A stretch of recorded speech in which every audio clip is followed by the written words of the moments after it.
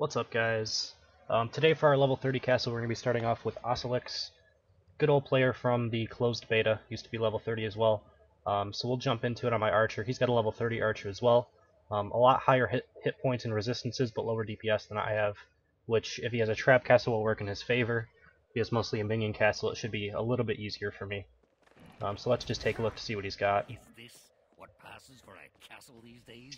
Alright, so we're starting off with this kind of gauntlet style buildings. And I do have the debuff now.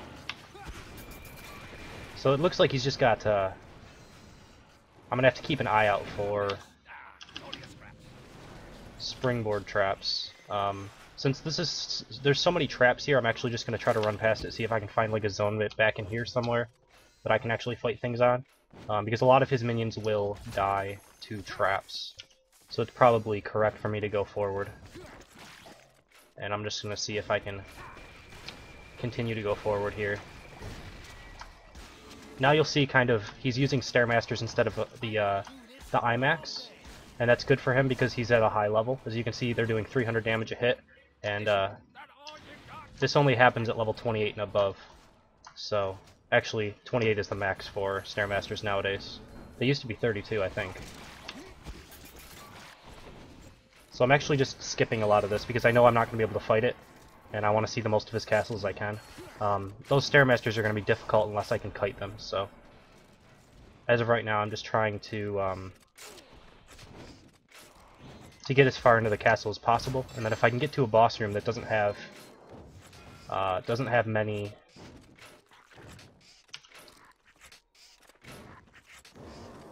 traps, then I might actually be able to do it. But there's actually a lot of creatures here.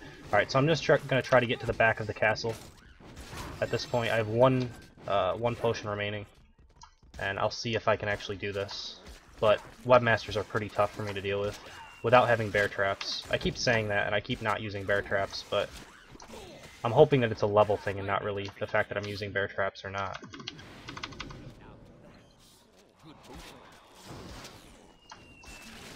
Alright, so there's a couple health globes around.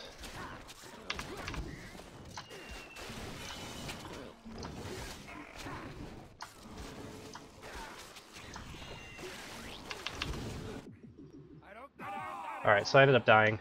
I'll be able to I could just heal myself and finish it off. I have quite a bit of gold, so I'll be able to do it.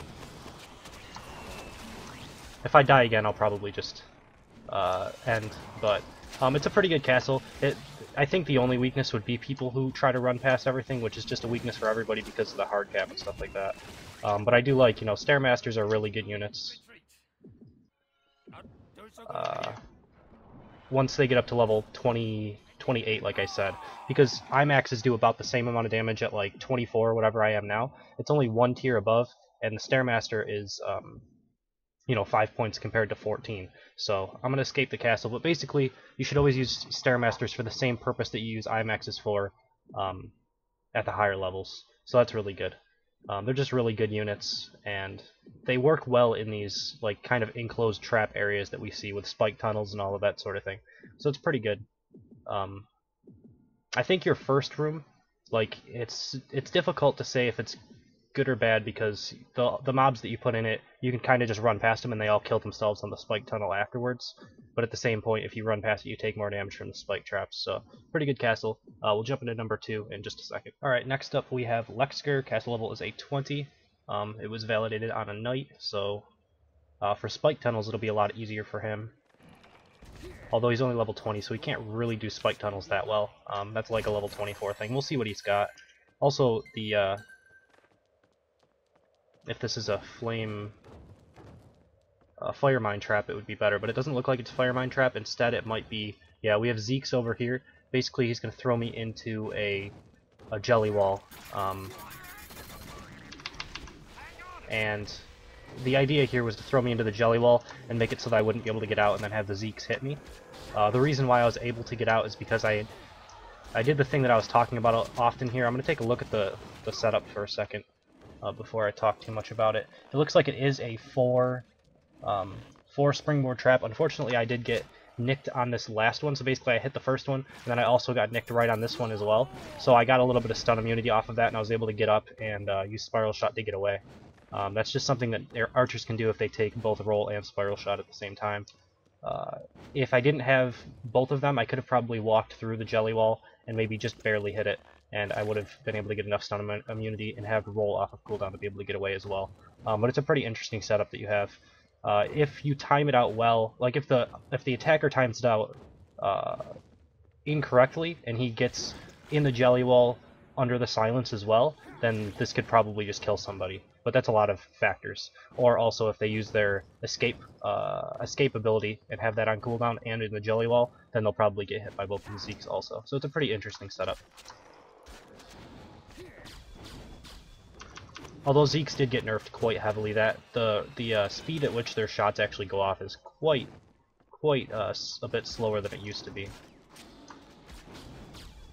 I'm almost wondering if Spread Eagle will be better now, but it'll be in a different circumstance. You won't use it as just trying to pick somebody off. You'll use them more for sustained damage because they hit a little bit with a little bit more frequency, and they're pretty difficult for knights to deal with. Actually, I should probably put one in my castle just so that knights have a hard time.